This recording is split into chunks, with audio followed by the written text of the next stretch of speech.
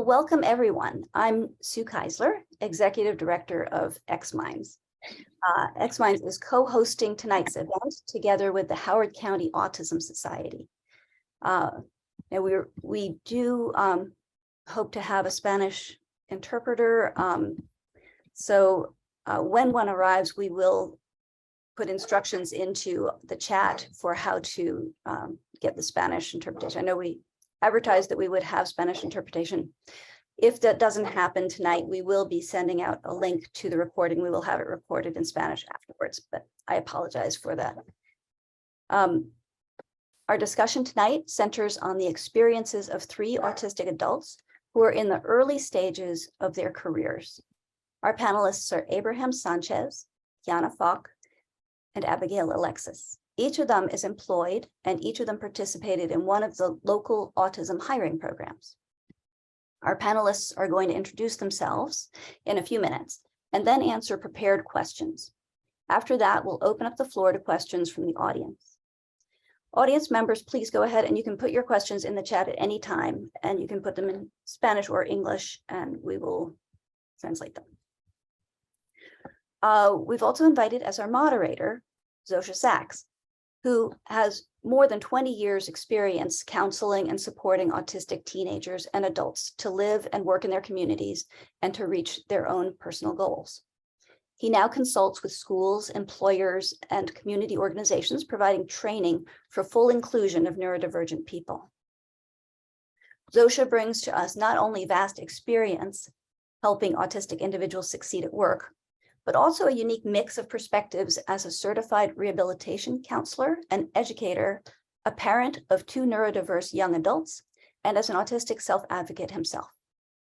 Zosia helped to develop both the hiring programs our panelists have participated in. And that's Itinerus, Inc., a program in Baltimore, which our panelist Abigail Alexis participated in and is still participating in, and the Autism Hiring Program, which Howard County Autism Society runs, and which our other 2 panelists, Abraham and Kiana, are participating in. I'd like to invite Melissa Rosenberg now, Executive Director of Howard County Autism Society, to say a few words before we start. Melissa? Sure. Thank you, Sue. And I want to say thank you to our friends at xMinds for inviting us to partner on this webinar this evening. Just a little bit about us, the Autism Society, and we're in Howard County and expanding this summer into Anne Arundel and Montgomery County, supporting individuals throughout the lifespan, families and providers with resources and services, social groups, support groups. And so we invite you to check us out.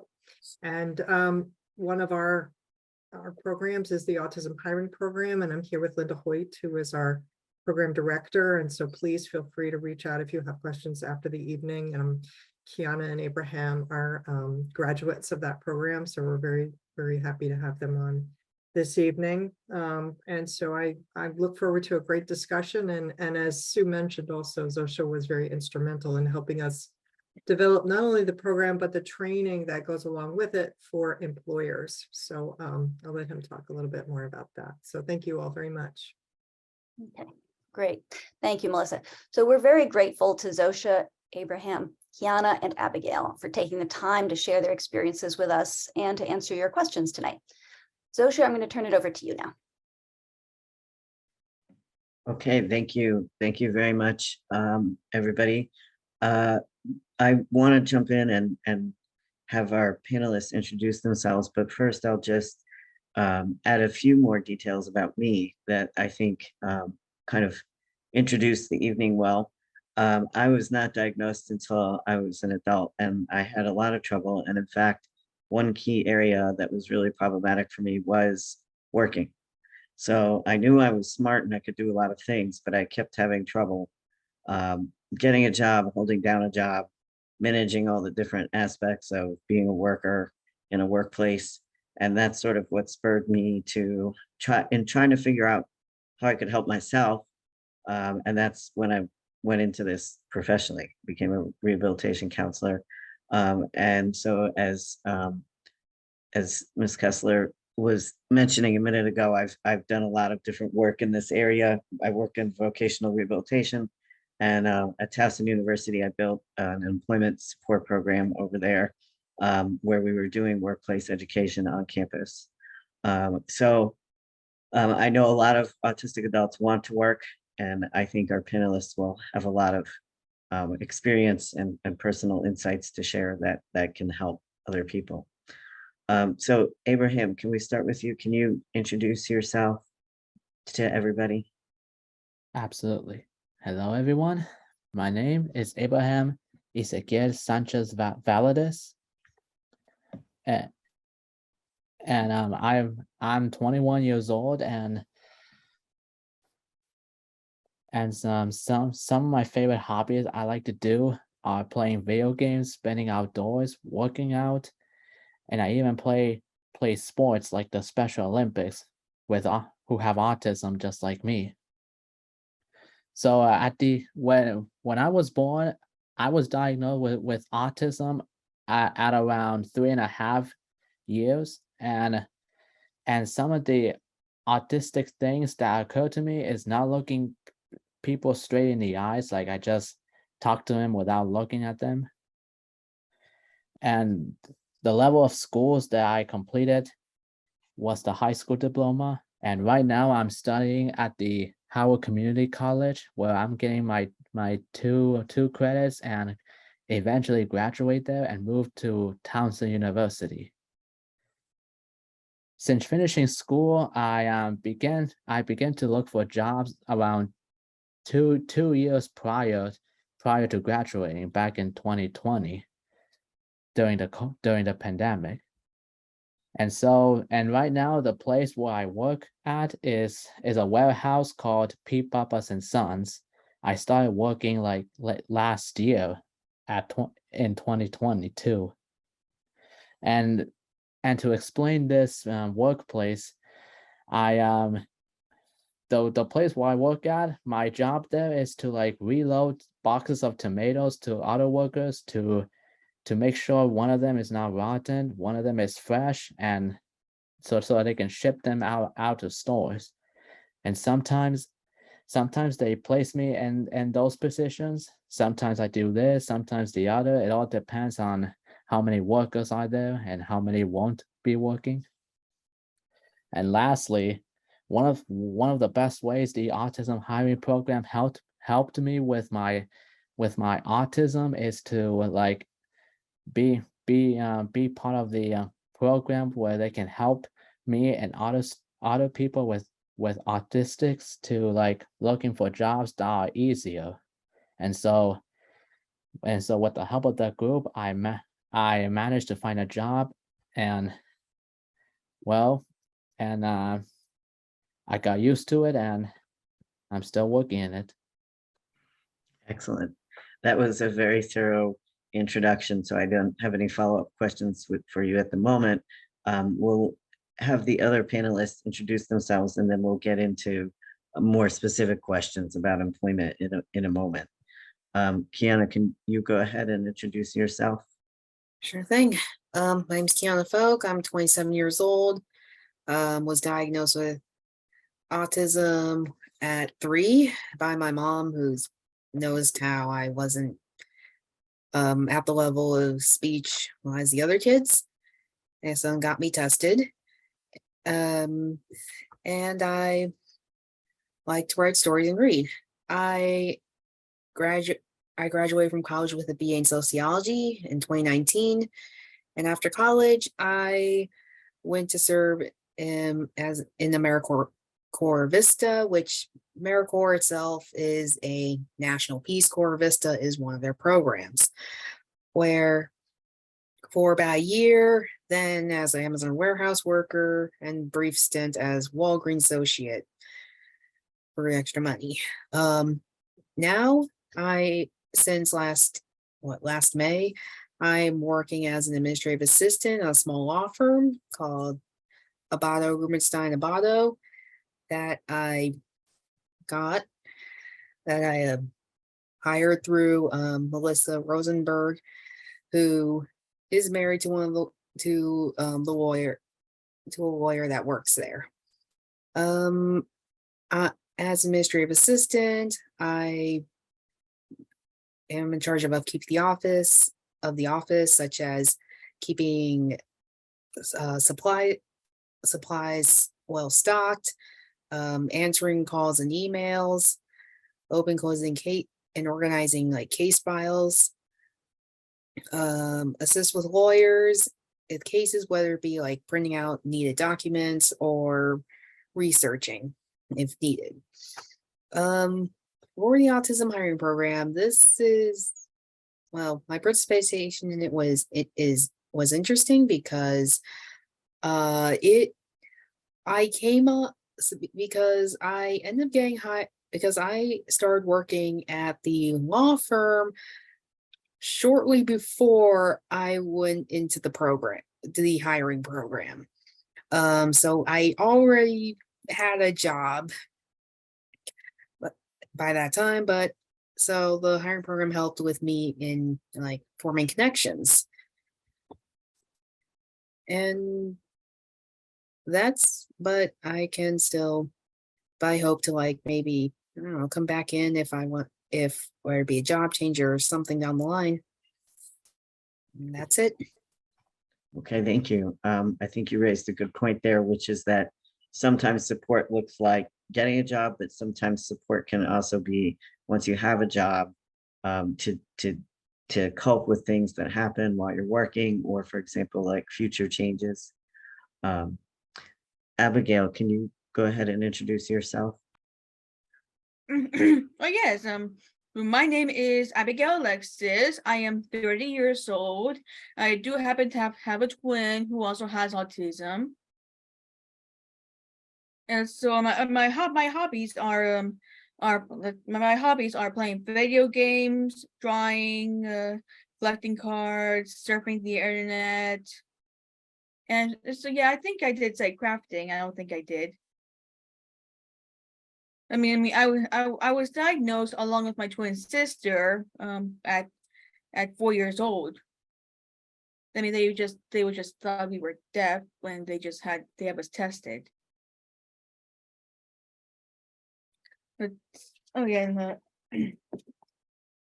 let's see, and let's see, I graduated high school with in 2012, and since I have and then I took 3 jobs. Well, first, I worked at a Dreamer Salon from 2015 till 2019, and the local business Sam's Cafe from 2017 till 2019. And I currently work at Food Line since 2021. And let's see, my current job.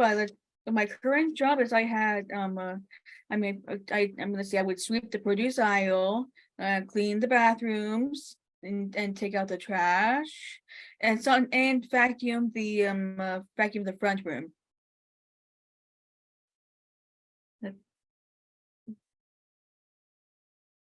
How I got my it was itineraries that got me my job. So as long as they really helped me with finding my jobs. Yeah, because it does take connections, and takes connections to get a job.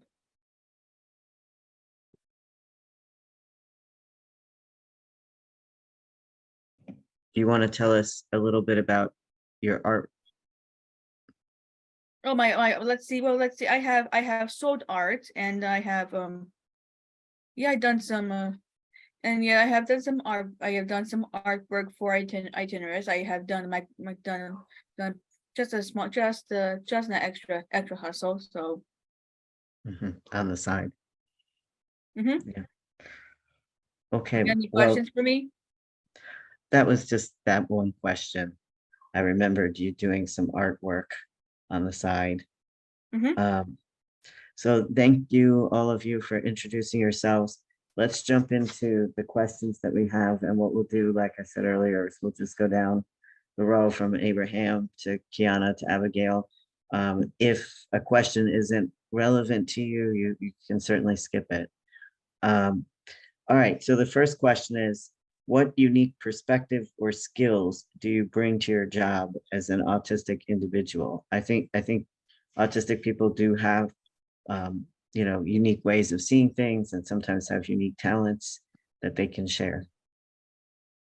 Well, to start off, my unique talent for as being an autistic, as an autistic person in the workplace is following directions. That's the one thing I'm very good at, following directions without any questions. Mhm. For example, if they ask me to move these boxes or to put these boxes back in the stock, I do it without hesitation, without questioning. Okay. Yeah, we can be very good at like following the steps or following the instructions. What about you, Kiana? Oh, me? Kiana. Oh, sorry. I can elaborate on the follow directions one, which makes so it's true, following it to the letter, but sometimes I think another strength is also like asking to make Mhm. sure you fully understand what's being asked of you so you could do the task correctly and how someone wants it. Mm-hmm. Mm-hmm. So yeah, checking for clarification. Mhm. Mm-hmm. I do think that, we tend to go in and not assume. So that is the strength that we can bring. What about you, Abigail? Oh, let's see. Well, I am careful with detail, and like what Abe said, I would follow directions, and once I learn my job, I know it. Mm-hmm. Yeah, we can be very quick learners and details, definitely. We tend to be detail detectives. So we're the ones who can catch all those little details. On the flip side, sometimes autism can be challenging. I mean, sometimes I think life in general is just challenging, and even non-autistic people have challenges. But we can talk about how sometimes maybe autism might make things a little more difficult at work. So if you can think of one or two challenges and how you handled that, um, Abraham, do you have an example? Well, an example is, what was the question? We're looking at maybe some autism related challenges that you had at work, but that you navigated successfully. Oh, well, when I first started working, I was like kind of nervous and a little bit scared as to not sure what to do in work. But then they introduced me to my supervisors and explained everything as to how this works and what you should do. And so I got used to it, and right now I don't have any troubles with doing my work. Okay. Here I'll just pull in one or two comments from the professional work I've done, which, some people may say, oh, well, everybody gets a little nervous at the beginning of work. But what we know from the research is that young adults on the autism spectrum are often not as aware of workplace expectations or, some of the more abstract employment related concepts. And because they may be more socially isolated from their peers who are also young and learning, but when you're isolated, you don't really necessarily have friends or buddies who, they're working. And so you kind of get to see that. They call it workplace exposure. So that's the technical term. But yeah, so the anxiety or the nervousness can actually be a little more because we're going into it with less of an idea about what work is all about. So I think that does make a nuanced difference for some young adults on the spectrum. Kiana, what about you? So I think it also depends on it applies everywhere, but especially depends on the field. My challenge right now, as much as I like my job, it's because it's a small law firm and because of the position, and the other half is my position. So there are days where it's slow, whether because the office is slow or I just don't have tasks. And there are times where I do ask, see if any of the lawyers need help, but or I do try to make myself busy, but sometimes after even doing all that, sometimes it's just the day is just ends up being like a slow one. Mm. Do you think the autism makes slow days harder for some reason? Or- Not real. I mean, okay, maybe there might be some aspect in terms of Mm. like, okay, so the tasks that I'm assigned, they're currently not needed. Is there some unspoken thing that I could be doing? I mean, granted, they did tell me, but other times it's like the place, for example, the office itself. So there is not really much need to be clean because the building, so how do I start? So it's the law firm is in a shared building. So many businesses are in like use the building, and they have like a cleaning. They have people that clean it already. So I'm not Mm. really needed in terms of major cleaning. Mm. Well, you raised a good point that some of these challenges, a slow day could be difficult for anybody, but as you noticed, like where there may be some intersection with the autism is that, like you said, maybe there's some unspoken ways of navigating slow days, or some unspoken social nuances around what to do Like with yourself. how busy. Hmm. I mean, Hmm. luckily, like I do bring it up. There were times I did bring it up, and I was just told, yeah.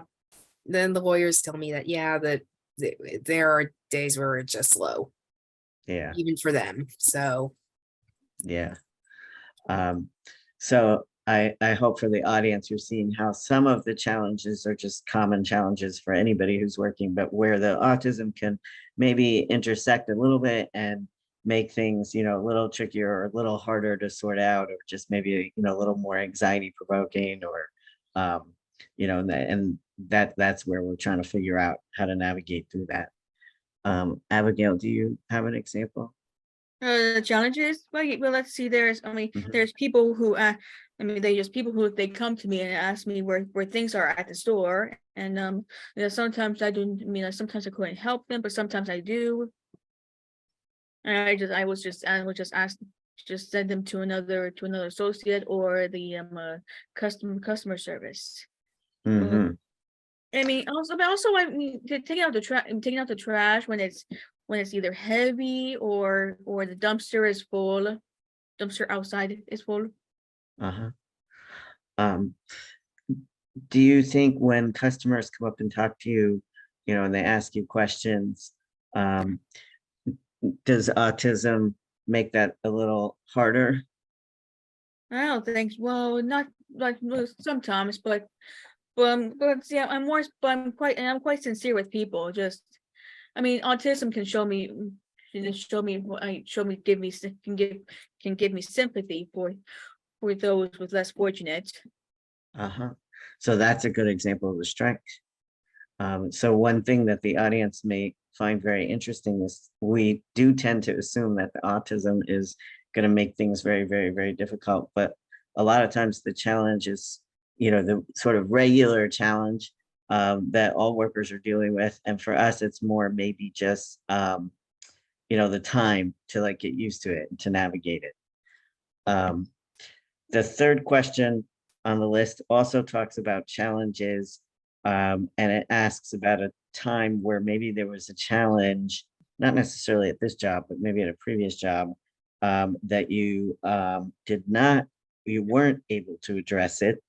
Does anyone want to speak to that, or do you feel that we kind of covered challenges? I think we already covered the challenges. Okay. What I'd I- like to talk about is I'm I sorry. did say I want to do a different job more than cleaning. Just Mhm. I've not asked my manager. I have not asked my manager about it. Oh, are you planning to? maybe, some but point. well, like, well, at least I get to do different. Well, at least I get. Sometimes I would do different jobs. Well, if I have time for it. Uh-huh. Uh-huh. So maybe looking for future opportunities. Yeah. Mhm. Do you think it's challenging at all to ask your manager for more things to do or new things to do? Yeah. And why does that feel challenging? Because I mean, I get quite nervous. Uh-huh. Yeah. So some of that communication can be a Mhm. little nerve-wracking. Mhm. Um, how have you handled the issue of disclosure, like telling the other people at your job that you're autistic? And is telling other people you're autistic, has that helped or hurt at work? Has that helped or hurt your experience at your job? Uh, the follow-up to that is, how do you advise other people who are looking for jobs? Should they disclose their autism, and if so, when? Abraham, do you want to answer that? Well, if somebody tells you about your autistic, then you just have to explain to them that I can't do this or that because of my autistic condition, and then they'll understand you, and then like they'll give you specific workplace for you or for anyone to work at, and to like, and when they ask you like you can't do this or that because of your autistic condition, you just tell them that, well, I can do more than just this or that, but even even if I'm autistic, I can still do better things. Uh-huh. So I think what you're saying is it's good to identify the things you can do, the things you can't do. Yes. Yeah. And it seems like you have found that people would you say they have been pretty nice about it? Yeah, Yeah. I say so. Oh, that's good. Um, that's good that you have found that at your job. Kiana, what about you? Thinking of disclosure. Disclosing. Yeah. Yeah. At my job, it's no noticeable impact, really. I mean, given how, as I mentioned in my intro, that the lawyer um is aware, given marriage to Melissa, as well as actually there, and in fact, there's another lawyer who actually has a kid that has an autistic kid even. So, and they also happen to be my more supervisors, so they're aware. And so, in case my job, it's pretty neutral. Um, that being said, what would be your advice to somebody who's maybe, going into a different situation where people don't know and it may not be totally obvious? Let's see. I should maybe I should also follow my own advice, but I've been told that I should not be afraid to like disclose. And then you explain to the employer like how best I can help in Mm, doing the task at the job. mhm. Clear, concise directions, time to explain it a different way to like fully get it across. So it sounds like, similar to Abraham, the focus is on what you can do. Mm-hmm. So if you are disclosing to make it a conversation about the ways that you can contribute and what helps you succeed. Mm-hmm. Abigail, what about you? Do you have some thoughts on sharing that you're autistic at work? Well, let me see. I would disclose. I would disclose to the manager, and well, it'd be great and be grateful. You still, well, they can accept me for my neutral neurological disorder. Mm-hmm. Mm-hmm. Yeah, it was just, it'd be a good, it's a good idea to disclose, so things that can make things easier on how to deal with it. Yeah, so what I'm hearing from all three of you is that it's probably better to disclose, because then you can explain, how you can be successful and you can get that acceptance in the workplace for different kinds of workers. The next question talks about supports and accommodations. So can you describe supports and accommodations you have at work, and how these supports and accommodations help you succeed?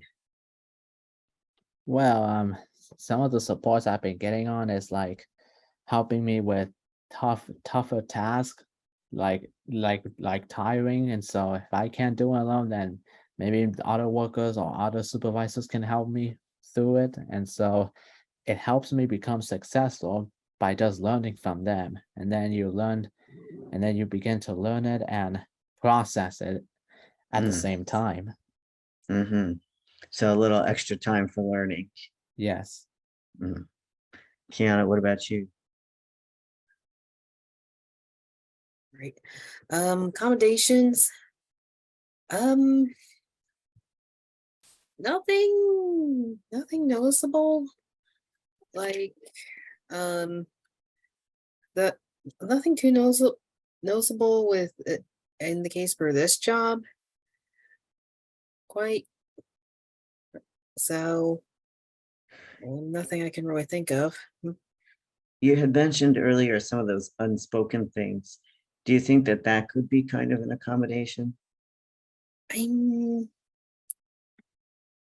Maybe, I mean, I remember at one point, and I was going through a bit of a stuff during early this year, that I did have a there was a list of, like, just to make sure of things I can do, and it was posted like near my desk, which it did work for a bit until I got back into the groove of things. Mm, mm. Yeah, so sometimes a little guidance can be kind of an accommodation.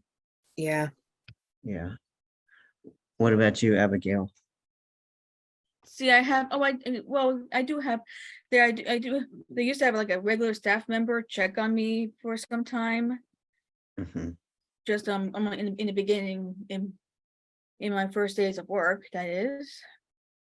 They do it once in a while, and yes, and then I do get support from coworkers and a manager. So have you have found those check-ins to be helpful? Yeah, I think so. Uh-huh. Also, it's interesting because you mentioned, and so did Abraham, just getting some support from the other people working there. They call that like informal support. And I think that that's very important to look at, a workplace and see, if people are friendly and do that kind of supporting of each other. Because I think that sometimes is as important or even more important than some of the formal accommodations that we typically think about at work. Is there a support or accommodation that you wish your employer would make, but it hasn't happened yet?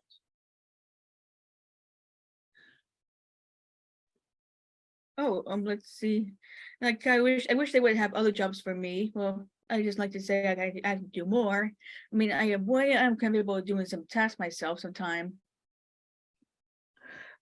You raised an interesting point, Abigail, which is earlier today, I was just talking at another event about what I call attitudinal accommodations. And so what I mean by that is sometimes I think we can do more, we want more opportunities, but sometimes maybe people don't realize that. So, stretching those attitudes to keep challenging us and to assume that we can do a lot and that we want to do a lot. Abraham, let me go back to you real quick. Is there a support or accommodation you wish you had, but it hasn't happened yet? Well, like Abigail said, I wish I could do more. Mm, I wish like I can do like helping the supervisor have an idea how to organize stuff and how to like repair stuff and all those stuff. mm. What about you, Kiana? So wait, what's the question again? I'm sorry. Is there a support or accommodation that you wish your employer would make, but it hasn't happened yet? I guess somewhere check-in. I know in I'll admit, this, at least in my job, this is more of like a come over to talk. So it's like that's what I wish, but at the same time, it's one of these sometimes you kind of have to meet halfway, Mm, really. So again, this is going back to the whole tasks and everything. So when it It's gets very slow. it's very interesting because what I hear the three of you saying is maybe surprising to the audience. We often think, oh, well, the accommodation that they want is something like, sensory or, certain kind of typewriter or, visual instructions or something like that. But what I'm hearing from the three of you is that in a way, an accommodation would be more opportunities and perhaps that's, believing in autistic people. So that's very important for all of us to think about. Um, from your experience, what advice do you have for autistic students who are going to be looking for employment soon? Let me start with Abraham. What advice Well, do you have? the advice that I will give to anyone with autism is to just focus on the workplace and don't give up and searching for work. If you have a work, that's great. And if you have autism, don't be afraid to show your skills. Don't let Mhm. anyone tell you that you can't do this or that because of your condition. Like in a workplace, they expect you to do things their way, but sometimes if you have autism, you do things your way. So it's better to just do what you do the best Mm, despite that's- your conditions. So my advice to anyone around is don't be afraid to just do the stuff you're good at a workplace. And if you need help, don't be afraid to ask help. That's excellent advice. Excellent advice. Kiana, what advice do you have? Abraham pretty much said it. Especially not being afraid to ask for help Mm, in particular. And I guess another thing would be networking, which it is very intimidating. But I guess the closest would be like reach out to, I guess if you want to start, you can like look for groups like the Autism Society and other orgs to see if they can like point you in a direction to get working. Yeah, you mentioned networking, and I think that's also very important for people in the audience who may be looking for jobs or who may be supporting people. Sometimes we have, autistic young people and folks with other disabilities send out resume after resume after resume after resume after resume. And frankly, most people get jobs through people that they know or by starting out as a volunteer and getting to know the people there and then jumping in when an opportunity opens up. But there isn't really like a class in how to do that. We typically don't think about it. We can go to resume writing class and, responding to jobs on the internet. There's classes about that. But we sometimes forget that it's just as important to also support people to, like Kiana said, network, meet people, look at those connections, see if you can get opportunities that way. Abigail, what about you? What's your advice for any autistic students who are going to be looking for work soon? Let's find someone to help you. Find a job that's close by. Be patient. And always remember that you are worthy, have abilities. Don't give up, and don't let autism define you. Excellent. All three of you had some very excellent advice. The pandemic was very disruptive for everybody. Can you tell us a little bit how the pandemic affected your employment? Well, for starters, when the pandemic was announced, we were all frightened. I was frightened also. Like, we won't go to our jobs anymore because of this COVID spreading everywhere. So we have some of us had to wear masks around workplaces, and sometimes do working place online, and doing work virtually isn't enough for any of us. And until today, we are still wearing masks, not just for protecting ourselves from COVID, but to avoid spreading germs during food productions. So the pandemic really had an impact in me and for all of us. Yes, and as you noted, it's really not over in a lot of places, like if you're dealing with food or working in a hospital. Kiana, what about you? So the pandemic hit during the time I was a Vista. Granted, I was more at the end point of my years of service, so it closed down my workplace, and eventually my supervisor got let go. Luckily, I had other Vista people that are based. I had Vista supervisors, ended up taking over more or less, but I struggled with online. It was not helped by the fact that a lot of the robotics teams and other activities related to them were just put on freaking hold. So I was stuck doing online stuff that I just felt like I was not contributing anything. So Yeah, I think there was a stereotype that autistic people would love everything being online because all of us love computers, but that's a stereotype. yeah. And I think the isolation was hard for all human beings. Yeah, I'm fine with technology, not to the point of coding. Right. But anyway, that's a whole nother thing. But the issue, it was, the isolation. It was mainly the isolation. Yeah, it's very hard. Abigail, what about you? How did the pandemic impact your employment? Let's see. It was between jobs, and it was hard for me to get back to find jobs because during COVID. Well, let's see. The cafe I worked at closed. In November 2019 before COVID.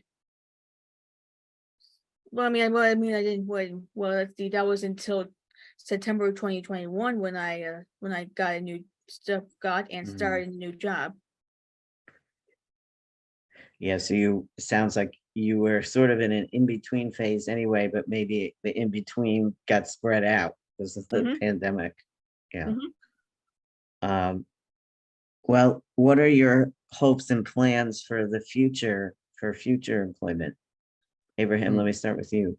Well, my hopes in the future are getting a promotion stuff, they're gonna move me to a new position, I'll maybe become a supervisor, or maybe a trainer for those with autism who want to work at my workplace or any workplace. So my future is becoming some kind of a teacher for them. Excellent. I do think there's room for that autistic adults can really help other autistic adults because we really understand what it's like. Yeah. What about you, Kiana? What are your hopes and plans for the future? For the future, I'm looking to get a job that allows me to travel and live in another country, right now, that is teaching English abroad. I'm more or Excellent. less in the research phase of which what program I want to go with in order to get like what you would call a which it's basically a teaching certificate. Uh-huh. So that's where I'm. So that's basically what I'm looking at, though I am also open to maybe seeing if being a writer, which is, well, maybe down the line. But right now the teaching English one is my more main focus. Well, that's excellent. You, like you said, you'd be able to travel Mhm. and see other places. What about you, Abigail? What are your, Well, I'm hoping for more art jobs. I mean, I have mentioned I have sold art, and I am hoping to teach art to teach drawing skills to beginners, like Mhm. kindergarten of some sort. Mm-hmm, mm-hmm. Excellent. Those are all, wonderful ideas that you have for the future. So I wish all of you luck. Um, is there anything else that you'd like to say that we didn't cover yet before we go into audience questions? Abraham, what Well, about you? I have one thing that I didn't mention when it comes to unique skills at work. My following directions when given are not only my most useful skills, but I also help those who are new to this job. For example, at Mhm. my workplace, I was introduced to another autistic person, and so I was given the task to just guide them, like help them understand how this process works.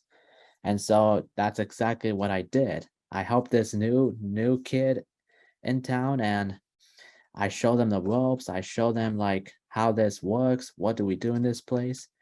And yeah, but I did it slowly with patience, and it takes time for them to learn. And right now, he's learning. Like he learned fast because of my teachings. That's wonderful. That's wonderful. And that's what we were just saying a minute ago, that I really think autistic adults have a unique way that we can help other autistic people because we get it. We get it from their perspective. Yes. Kiana, is there anything that you would like to add that we haven't brought up yet? Not really, though. If I, though in terms of helping out like autistic adults and people in general, I could look into that perhaps at some point, because it's true um like common struggles. Mm-hmm. Mm-hmm. What about you, Abigail? Anything you want to add before we go to questions? Well, for me, I am grateful to be in support of my family. Let's see, who helped me and my sister thrive in education. But although it was slow, but we got to it. That's a wonderful point. I think our families really can be so supportive and helpful, especially when they give us that time to grow and to learn. Because autism is, it may be a developmental delay, but it's not an absence. We can always keep learning and growing. We just need that chance. That's a great point to wrap up our questions that we prepared in advance. I know the audience may have some questions. So I want to thank you very much. You're getting a lot of thank yous in the chat area. And I believe we have someone who's going to be helping us get the questions out of the chat area. So if you're in the audience and you have a question for us, go ahead and put it into the chat box area. If you don't know how to find the chat, there's a row of buttons on the bottom, and one of them says chat. Hi, this is Melanie. I'm with xMinds, and why don't we start with some questions that were pre-submitted during the registration process? We have someone asking, I need references to apply for jobs, but because of my neurodivergence, I struggle to maintain relationships with my professors outside of class. Who were your references and how close were you to them? What would you recommend to someone like me?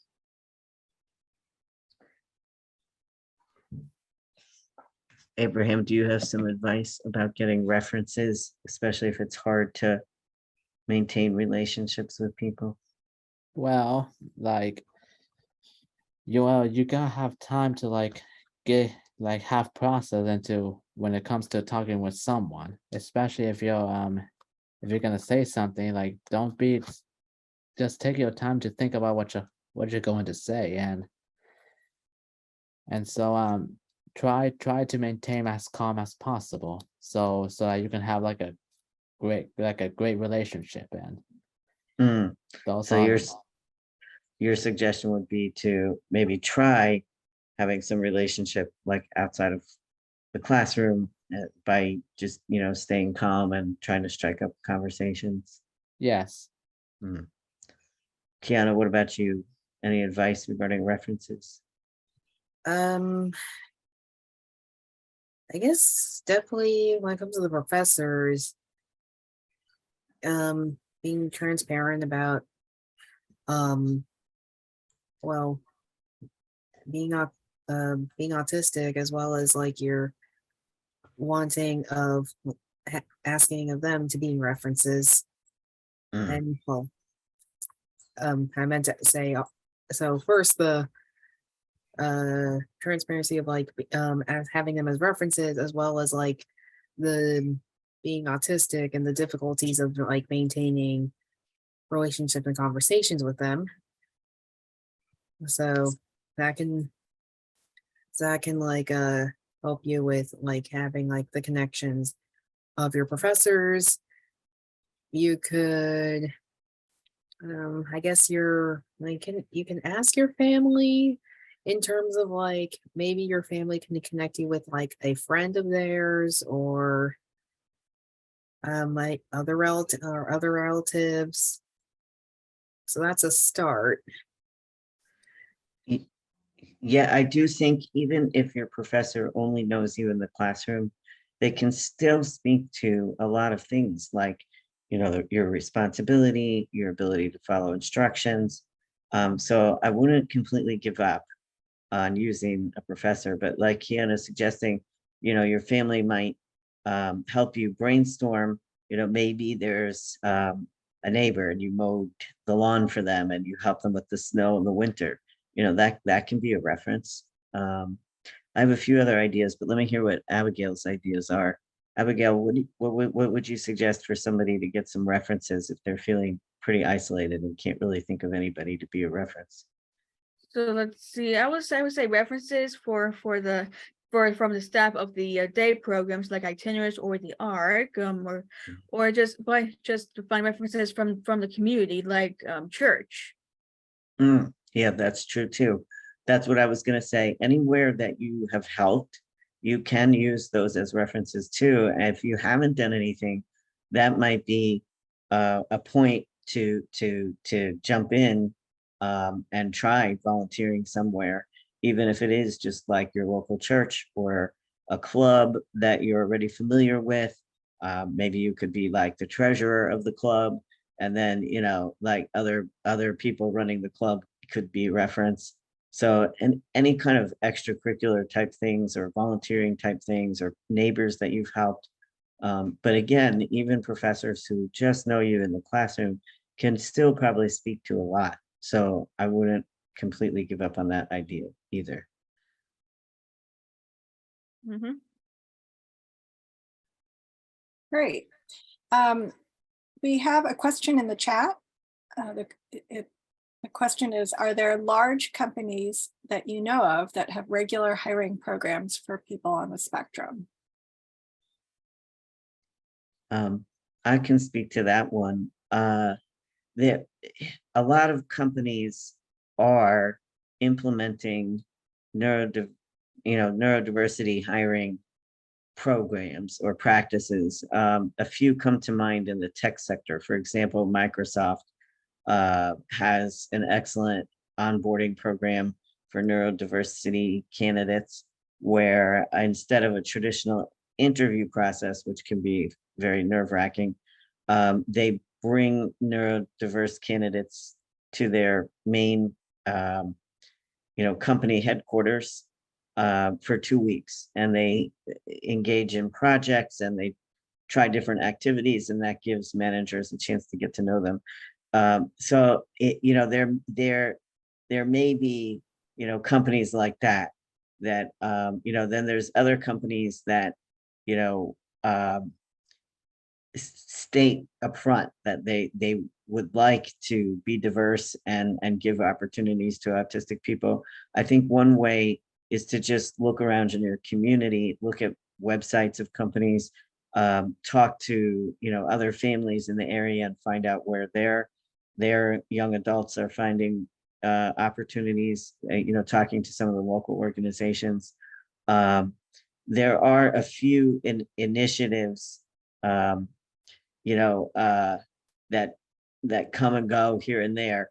And I don't necessarily want to recommend one over the other, because they're all different, and I don't know what would be perfect for your situation, to the person who's answering the question. For example, some of us are really good with technology and looking for jobs in the tech sector, but others of us aren't. So I think, again, it's just finding out what's working for people in your area. Colleges that have programs for neurodiverse college students also often are really good sources of information as to who's hiring in the area or where their graduates have had success. Those are two things that come to my mind. Okay, great.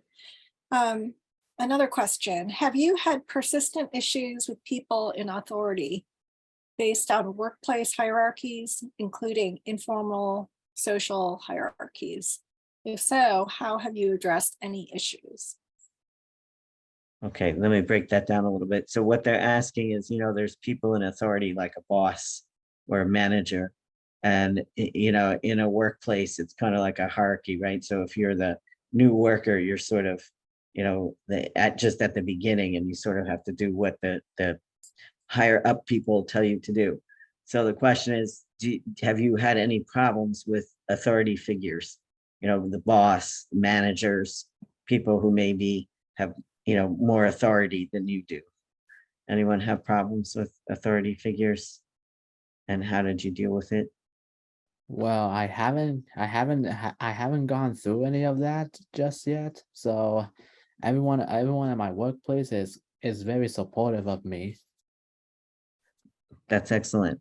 And I think that speaks to doing that research and finding places that are familiar with hiring autistic people, or are open to having a diverse workplace and work with different kinds of people. The fancy term is workplace culture. So really checking that out. Kiana, what about you? Any authority issues? So far, no. Okay. Doesn't really apply to me quite really. What about you, Abigail? Any issues with, the boss or your managers, your supervisors? Yeah, I guess I'm sometimes at my phone during breaks, or when I'm not doing anything much. What happens? I will try to keep myself off the phone, and except for some lunch breaks or something like that. Uh-huh. Uh-huh. Have they had to say something to you? Yes. Yeah. All right. So I think what we're hearing is that for Abraham and Kiana, it hasn't been a huge issue. Even for Abigail, it doesn't sound like it was a major problem. Just maybe sometimes needing some reminders as to what the rules are. I think what perhaps the person asking the question is speaking to is that what I know from working with dozens and dozens of young autistic adults is that, and even I sort of operate this way too. And I think it's actually an autistic strength, which is that we can kind of treat everybody equally. And so that where the problem may come in sometimes is, you know, not necessarily recognizing that you sort of, you know, change yourself a little bit when you're dealing with like a major boss or supervisor, because they do have a special role. But you know, I think that that's where, you know, time, a little social information, some support. I think most of us, you know, are not, you know, totally incapable of, you know, getting it and adjusting to sort of these workplace expectations. Okay. Someone wrote in the chat, and I don't know if this is it seems like a comment, but if there is a question, please chime in. They say, our third daughter is seeking work in the health field because they need lots of help. I don't know if that's a question specifically about jobs in the healthcare industry. No. Okay. One of the other questions that we received is from someone who is getting DOORS, DDA, and Humanim services. How do I find help with starting self-employment? So someone who wants to work for themselves, start their own business, maybe. I can speak to this because I worked in the vocational rehabilitation system. They had at a time, and I believe that they still have this, it's called the RISE program, and it's at DOORS. And it gives grants to disabled people to start their own businesses. So you have to qualify for DOORS services to begin with. And DOORS, you know, has a lot of wonderful options like that, but it's not always apparent. And so you have to do a lot of self-advocacy. So that's one idea if you're in the DOORS system. If you're in DDA, which is a different system than DOORS, they do have a self-directed program that changes names periodically. I think right now it's called Community Pathways. If someone knows better than I do, maybe you can correct the name. But essentially that allows you to self-direct the DDA services you would regularly be getting. So if you qualify for, you know, employment support through DDA, and normally you would pick an agency like Humanim or Itinerus or Abilities Network, and they would provide the employment support to you. Instead, the Community Pathways program earmarks those funds, and then you self-direct. You may, you know, hire a job coach of your own choosing, or you may use the funds to go to a special program that's you know, not, you know, readily accessible. So those are the two ideas there that stand out to me in DOORS, the RISE program, which provides the grants, and then in DDA, the Community Pathways program. It used to be called Self-Directed Services, and then it changed to Community Pathways, which I believe that's still the name of it. Okay. We have another question for you, Zosia. Someone is asking, my son is in a workplace where his boss and coworkers all smoke. It really bothers him. It's an electrical contractor. It's the second workplace with this problem. What advice would you give him, since it seems to be in the culture of a lot of electrical firms, and he has to drive in a van with his smoking coworkers? That's really, really hard, because you're right. That's what I was alluding to earlier, workplace culture. So the culture of a work site, and it's different wherever you go. You know, you go to an accounting firm and they're in three-piece suits every single day, even if it's 90 degrees out. You know, you go to an electrical services contractor and they're driving around in vans smoking all day. So it's really, really tricky. I mean, I don't know the scenario well enough. You know, if the people are friendly enough and that you could open a conversation and be like, hey, you know, I've got asthma and it's really hard in the van and it's making me nauseous. I mean, maybe they could agree to not smoke in the van, even if they're still smoking outdoors. That might be like a halfway compromise, you know, like, so that way they're not going to quit smoking completely, but they would limit it to when they're in outdoor areas. So that way your son at least doesn't have to be sitting there breathing it. I mean, if that's too uncomfortable or it doesn't feel like, you know, you could have that conversation for whatever reason. I mean, I guess it depends how drastically you're feeling. You know, I mean, some people will, for example, wear a mask and they find that that helps. But then I don't know how your coworkers are going to respond to that. So that's why it's hard for me to say without knowing everybody and you know, observing. And you know, if I knew everybody and I saw what was going on, I might have more tailored suggestions. But you know, that's what I would suggest, is maybe just having a compromise kind of conversation, like, hey, you know, I know everybody likes to smoke, that's cool, but can we just try to do it just limited to the outside, because in the van I can't breathe. You know, so but what this speaks to is a larger thing. When you're thinking about vocational planning and employment and you're looking ahead to the future, really look at that workplace culture, because that is going to be a huge, that's almost, if not equally as important as the tasks. Because if the workplace culture doesn't match what you can deal with, then there's going to be these kind of conflicts, you know. I don't know if there's any other kind of work in the electrical universe that, you know, might, you know, like some kind of stationary work in a set facility, as opposed to driving around and doing contractual work. So that might be another idea, is to look and see, you know, maybe there's something tangential to the tasks he's doing now that he would still qualify for, but that has more of a healthier workplace culture. Right. Someone is asking, have you sought assistance from an American Job Center or DOORS?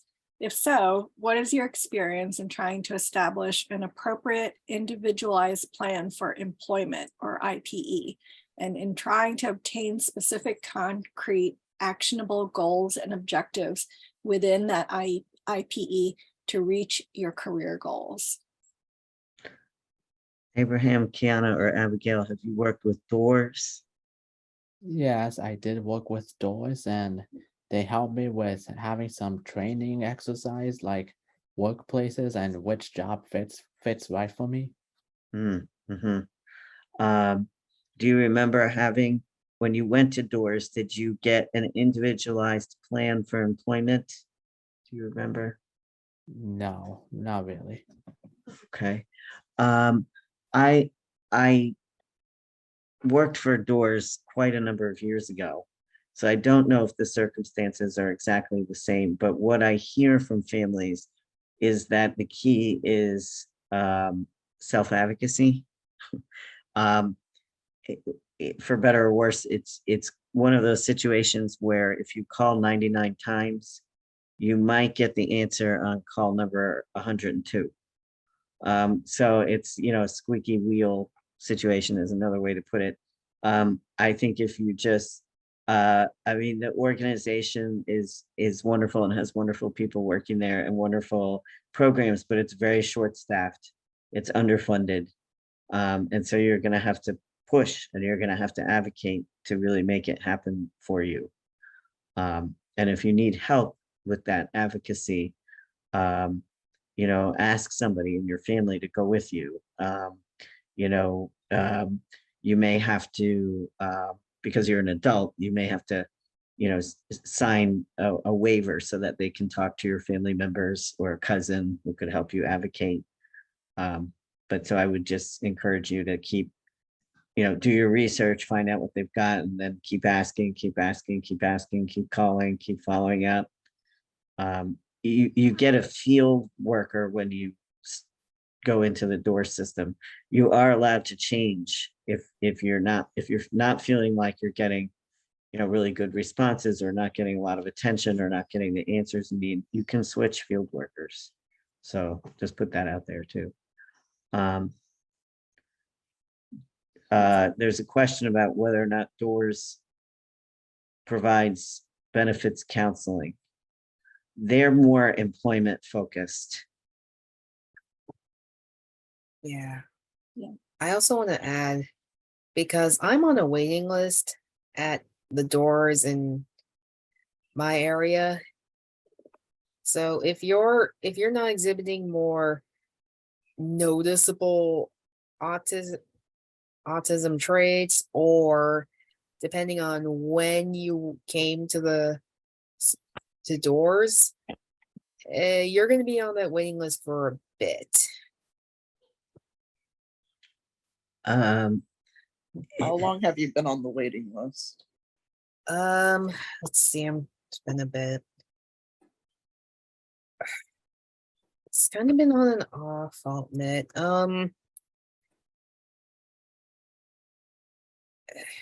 Few years, because I think I'm trying to remember if I initially went to them either 2019 or 2020. Okay, maybe it's not that long, but it's still a bit, yeah. Thank you. Here I'll interject, just to build off of what Kiana's talking about. Doors is subject to rules and regulations from the federal government.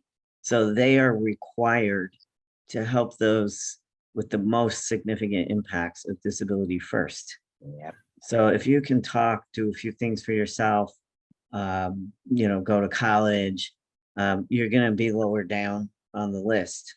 That's just kind of how it works. Yeah. I was wondering, Melissa, if you could speak to, I believe, correct me if I'm wrong, but that the autism hiring program started precisely to help some people who were falling in that gap. That's exactly right. Wow. We have an adult social group, and many of the folks in that group, and Kiana's part of that,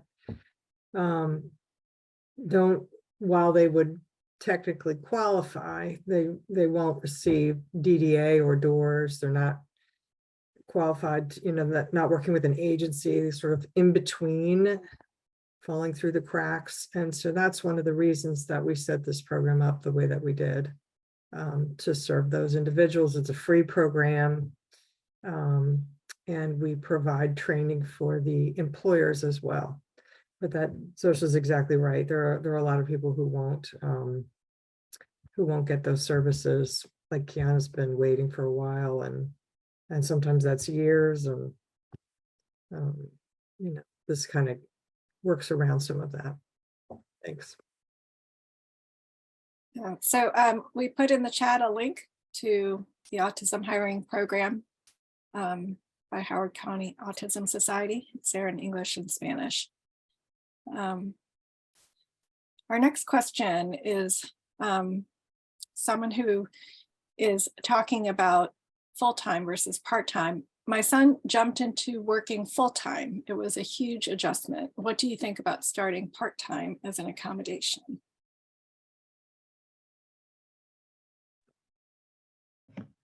Abraham, Kiana, or Abigail, do you work full-time or part-time? I work part-time. Mm-hmm. Kiana, what about you? Technically full-time.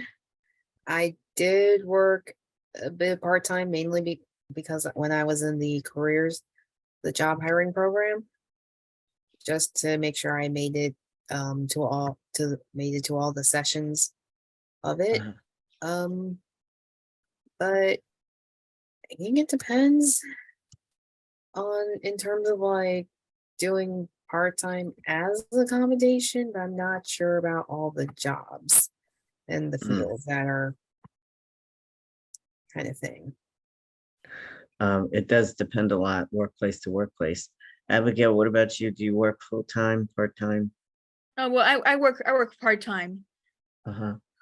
Um, Abraham or Abigail, do you think it would be really hard to work full-time?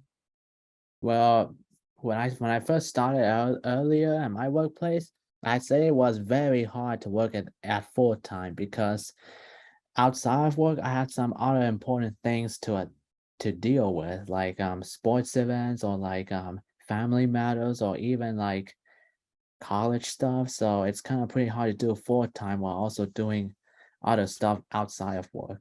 So that's one of the reasons I'm taking part time. Uh-huh. What about you, Abigail? Would Well, full-time be well, too much? it would be hard for me to work full time, though I'll be glad to get some more pay. But let's see. Well, I am all happen to be a part time college student. Was yeah, sometimes it's yeah. Sometimes because my schedule has been sometimes busy for to do full time. Mm-hmm.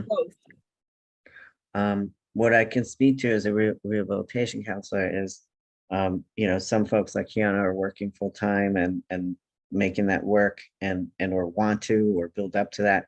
But for many people in the spectrum, part time, maybe a couple of part time jobs, that does tend to work better for work life balance. And I know that non-autistic people may say, well, I have other things to do too. But the difference is we can see there's brain-based differences in things like executive functioning, self-regulation, sensory, and all of those things really matter. So it's not that the person's not trying, it's not that they want to be, irresponsible, but part-time may be developmentally just like what they can do right now. And so, there's the economic side of it, like Abigail spoke to, which is that, if you work part-time, you're going to make less money. So there's that. But so that's something I encourage families to really think about, like how they're going to plan around that very real need for a lot of autistic people to sort of pace themselves, because it can be too overwhelming and it can cause some unnecessary challenges or even cause somebody to just I've seen cases where people were pushed to do full time. You should be able to handle full time, and they really couldn't, and it just turned them off from working at all, and now they don't want to try at all. It's better to build up slowly. That's my opinion, just based on a lot of experience that I've had. Okay, great advice. Someone is asking in the chat, as a person living with autism, is there something you wish people understood about you at work or in the community? Well, I like to answer that. But go ahead. Oh, I like to answer that. Well, one thing that you want people to understand about you is that when it comes to having autism, not everything has to be in their ways and their expectations. Like they expect you to learn what they know, but the truth is you learn it the other way around. For example, having autism is like having autism is like it's like when you have like some sort of way of thinking, like you can think this or this like another way around instead of doing how they do it. Mm-hmm. So yeah, you bring a unique perspective. Yes. It doesn't always have to go the non-autistic way. Yes. What about you, Kiana?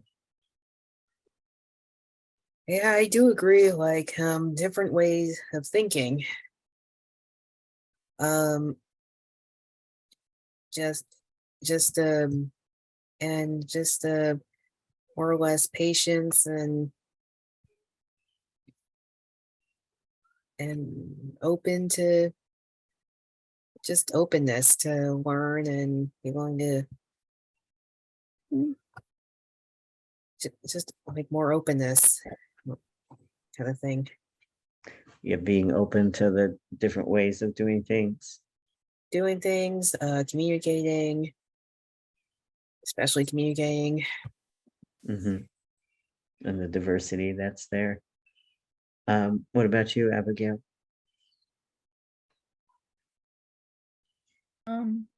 Let's see, something, what's the question?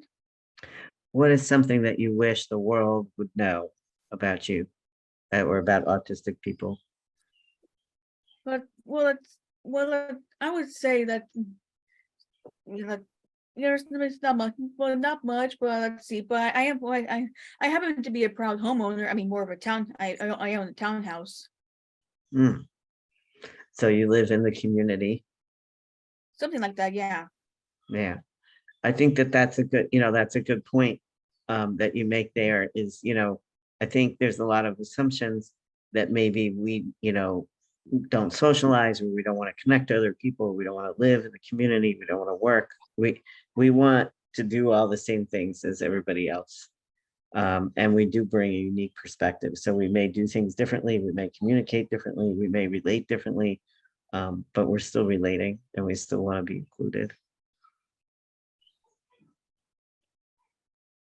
Okay. Now we have a pre-submitted question about parent anxiety. Any advice on how to manage parent anxiety about a young adult who has not yet worked? Do you all have, Abraham, let me start with you, some advice for parents who might be nervous? Well, for all the parents around there, if you have a child with autism, take time to just like to well organize plans into how your child is going to find a job. Like make plans or visit some websites that are very helpful for you and your sons or daughters who have like autism. And just be calm about, and just have patience and calm. Like don't rush things. Like take your time and doing investigation, like looking up at some websites. So doing that research and getting all of that information, I think Yes. that can be very helpful. Kiana, what about you? So like, the question is, What advice might you have to parents who might be a little nervous, whether their young adult on the spectrum will be able to work and how that's going to happen? And, they may be worrying a lot. well, I guess to be as supportive of the child of your kid as best as you can, much as you can. You can ask and just be there for them, especially want to make sure that they're all right. So And- being emotionally supportive. Yeah, emotionally supportive. If they want your help, you can definitely to be there for them, especially when it comes to like, I guess, services, understanding what's going on. So the emotional support, guidance, be open to learn of the process. Kind of like a learning journey together. Mm-hmm. Abigail, what advice do you have for parents? I would say just sign up for a job application, just for whatever, I mean, whatever, like Indeed or whatever you find, just go search a job. I mean, just have your kids volunteer somewhere. So jump in and get some experience. Yeah. Yeah. I think all of that's excellent advice, to which I would simply add, for parents, as I was saying earlier, autism and these other developmental conditions, it's a delay, not an absence, but it can be a delay. So, for example, a lot of people will say, wow, You know, at 22, his brother could work full time and live in an apartment, and it doesn't mean that we won't, but we just may need more time and more support to get there. That's what I was also trying to speak to when answering the question about the full-time issue. You know, that doesn't mean that's going to be the case for life. So just taking it step by step, but to think about that as a family too, in terms of economic planning. So someone may need your financial help and support a little bit longer, or they may need to volunteer for a couple of years before they're ready to really jump into employment. And that's okay, because while they're taking that time, they're learning all these great skills and strengthening that executive functioning and the communication and all of those pieces, so that when there is an opportunity, they'll be ready. So I would just, for all those parents who are nervous, like our panelists said, just get a lot of information, make it like you're learning together, and just keep being there for them and give it that time that we need. Okay, one last question and then we'll wrap up. This person is asking, my son's aspirations for his career have evolved over the years from vet to now influencer / streamer. How do we guide and help him discover realistic careers without destroying his self-esteem from where he's aspiring to be currently? Any advice for someone who maybe, you know, wants a job that could be very, very, very difficult to get, and the parent wants to give them some advice, but also doesn't want to really like hurt their feelings or destroy their dreams? Well, I'm not sure how to explain this, but well, my advice for this is to like talk to him about why you're interested and doing this, what they do, and so they'll explain it to you, and then just support them, and just tell them to like, I found like this employment where you can do this or that. And so maybe continue giving them some tips about things they could do. Yes. What about you, Kiana? Yeah, I don't know if I can give any advice on that one.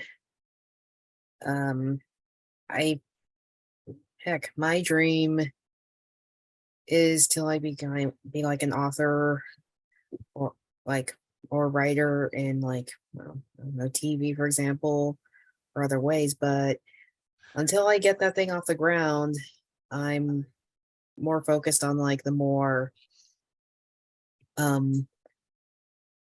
immediate need money thing. So if with things like this, as I said, it's gonna have to be like more of like a build up, and heck, a good number based on what I've heard and watched, a good number of like streamers and YouTube people, it started off as like a hobby, and it